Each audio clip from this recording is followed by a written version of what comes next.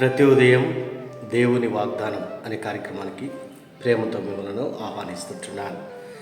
ఈ ఉదయకాల సమయంలో దేవుడు మన కొరకు ఏర్పాటు చేసినటువంటి వాక్యభాగము ద్వితీయోపదేశకాండము 10వ అధ్యాయము 17వ వచనాన్ని ధ్యానించుకుందాం. ద్వితీయోపదేశకాండము 10వ అధ్యాయము 17వ వచనాన్ని ధ్యానించుకుందాం.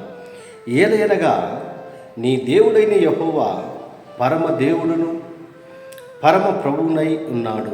క్రీస్తునందు ప్రియమైన దేవుని బిడ్డలారా, ఈ ఉదయకాల సమయంలో దేవుడు మనకిస్తున్నటువంటి వాగ్దానం ఏలయనగా నీ దేవుడైన యెహోవా పరమ దేవుడును పరమ ప్రభువునై ఉన్నాడు. ఈ యొక్క వాగ్దానాన్ని మన కుటుంబ జీవితాలకును, మన వ్యక్తిగత జీవితాలకును, మన ఆత్మీయ జీవితాలకును అన్వయించుకొని ఈ వాగ్దానం ప్రకారము జీవించాలని ప్రేమతో మిమ్మల్ని కోరుచూ ఉంటున్నాను. ఈ యొక్క మాటల్లో ఆత్మీయ సత్యాలను మనం గమనించినట్లయితే పరిశుద్ధాత్మ దేవుడు మోషేతో తన ప్రజలను ఉద్దేశించి ఇశ్రాయేలీలతో దేవుడు ఈ యొక్క మాటలను మాట్లాడుతూ ఉంటున్నాడు. ఇక్కడ ఈ యొక్క మాటల్లో దేవుని యొక్క పేర్లను మనం చూడగలం. ఆయన పరమదేవుడునై, మరి పరమదేవుడును పరమ ప్రభువునై ఉన్నాడు. ఆయనే మహాదేవుడు, పరాక్రమవంతుడు, భయంకరుడైన దేవుడు. ఆయన నొర్రుల ముఖమును లక్ష్య పెట్టనివాడు, లంచము పుచ్చుకొనివాడు. మరి ఈ యొక్క మాటల్లో దేవుని యొక్క గుణగణాలను, దేవుని యొక్క శక్తిని, దేవుని యొక్క పేర్లను మనం చూడగలం. ఆయనకున్నటువంటి దేవునికి ఉన్నటువంటి పేర్లను ఇక్కడ మనం చూడగలం. ఏ పరమ దేవుడునై ఉన్నాడు, పరమ ప్రభువునై ఉన్నాడు అనగా ఆయనకు పైన ఎవరు లేరు. ఆయనే మరి ఉన్నతుడు, మహోన్నతుడుగా ఆయన ఉంటున్నాడు.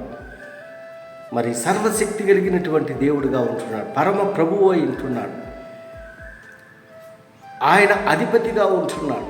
ఎంత గొప్ప వాగ్దానాన్ని దేవుడు ఇస్తుంటున్నాడు. అందుకే ఇక కింద ముందు భాగంలో మనం 12వ వచనంలో మనం గమనించినట్లయితే, కాబట్టి ఇశ్రాయేలు నీ దేవుడైన యెహోవాకు భయపడి ఆయన మార్గములన్నిటిలో నడుచుచు ఆయన్ను ప్రేమించి నీ దేవుడైన యెహోవా నీ పూర్ణ మనసుతోనూ నీ పూర్ణ ఆత్మతోనూ సేవించి నీ మేలు కొరకు నేడు నేను నీకు ఆజ్ఞాపించు యెహోవా ఆజ్ఞను కట్టడను అనుసరించి నడుచుకుందును.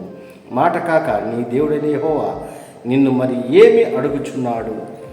మరి ఈ యొక్క మాటల్లో మనం గమనించినట్లయితే ఇశ్రాయేలు యొక్క దేవుడుగా ఉంటున్నాడు, ఇశ్రాయేలు యొక్క ప్రభువుగా ఉంటున్నాడు. ఎందుకనగా దేవుడు ఇశ్రాయేలు యొక్క ప్రజలను మరి ప్రేమించాడు, ఆదరించాడు, సృష్టించాడు, నిర్మించాడు. మరి వారికి కొన్ని షరతులను ఇస్తూ ఉంటున్నాడు.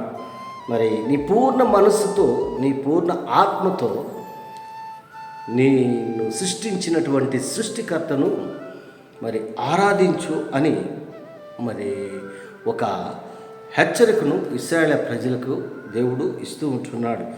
ఎందుకనగా దేవుడు ఆయన స్తోత్రార్హుడుగా ఉంటున్నాడు, స్తుతులపైన ఆసీనుడైనటువంటి వాడుగా ఉంటున్నాడు. దేవునికి అనేక పేర్లను మనం బైబిల్లో మనం చూడగలం. యెషయా ప్రవక్త కూడా కొన్ని పేర్లను మరి దేవునికి ఇచ్చినట్లుగా మనం చూస్తుంటున్నాం. బలవంతుడైనటువంటి దేవుడు, నిత్యుడగు తండ్రి, సమాధానకర్త, అధిపతి, ఈ రీతిగా అనేక పేర్లు దేవునికి ఉంటున్నాయి. అందుకే ఈ పరమ దేవుడునై ఉంటున్నాడు, పరమ ప్రభువునై ఉంటున్నాడు. ఆయనే మహాదేవుడు, ఆయన తప్ప ఎవరు లేరు. ఇశ్రాయేలుకి ఒక ఆజ్ఞ ఇస్తుంటున్నాడు. నీ దేవుడైన యెహోవాను నీ పూర్ణ ఆత్మతో, నీ పూర్ణ బలముతో, నీ పూర్ణ శక్తితో, నీ పూర్ణ ఆత్మతో నువ్వు ఆయన్ని ఆరాధించాలని దేవుడు అడుగుచూ ఉంటున్నాడు. 21వ వచనంలో మనం గమనించిన ఆయనే నీకు కీర్తనీయుడు, నీవు కన్నులారా చూచుచుండగా భీకరమైన ఆ గొప్ప కార్యమును నీ కొరకు చేసిన నీ దేవుడు ఆయనే. ఇశ్రాయేలు ప్రజల జీవితాల్లో దేవుడు చేసినటువంటి అనేక గొప్ప కార్యాలు, అనేక ఆశ్చర్యమైనటువంటి కార్యాలు వారి కనులారా వారు చూశారు, అనుభవించారు. మహాత్యము కలిగినటువంటి దేవుడు, మహాశక్తి కలిగినటువంటి దేవుడు మరి ఏ రీతిగా అయితే వారిని పోషించాడో అరణ్యయాత్రలో మనం చూడగలం.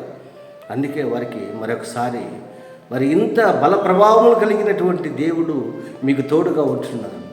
ఆయన మాత్రమే మీరు మహింపరచాలి, ఆయన మాత్రమే ఆరాధించాలి, ఆయన మాత్రమే స్తుతించాలని దేవుడు ఒక హెచ్చరికను ఇశ్రాయేలు ప్రజలకి ఇస్తూ, క్రీస్తుని ప్రేమైన దేవుని బిడ్డలారా, అంత మాత్రమే కాదు అని మనం ఆరాధిస్తున్నటువంటి దేవుడు బలమైనటువంటి దేవుడు, నిత్యుడగైనటువంటి తండ్రి, ఆయన మహాదేవుడుగా ఉంటున్నాడు. మరి నిన్ను నన్ను సృష్టించినటువంటి సృష్టికర్త ఈ రీతిగా మనం ఉంటున్నామంటే ఆయన అనాది సంకల్పం చొప్పున ఆయన్ని ఆరాధించాలని, ఆయన మహింపరచాలని, ఆయన గణపరచాలని, ఆయన స్తుతించాలని నిన్ను నన్ను ఆయన ఏర్పాటు చేసుకుని ఉంటున్నాడు. అంత శక్తి కలిగినటువంటి దేవుణ్ణి మహింపరిచేటువంటి వారిగా నీవు నేను ఉండాలని ఈ కొద్ది మాటలు దాన్ని నేను హెచ్చరిక చేస్తుంటున్నాను. దేవుడి యొక్క మాటలు మరి ఎక్కువగా మీకును మీ కుటుంబాలకు ఆశీర్వాదకరంగా దేవుడు మార్చిన గాక. ఆమేన్.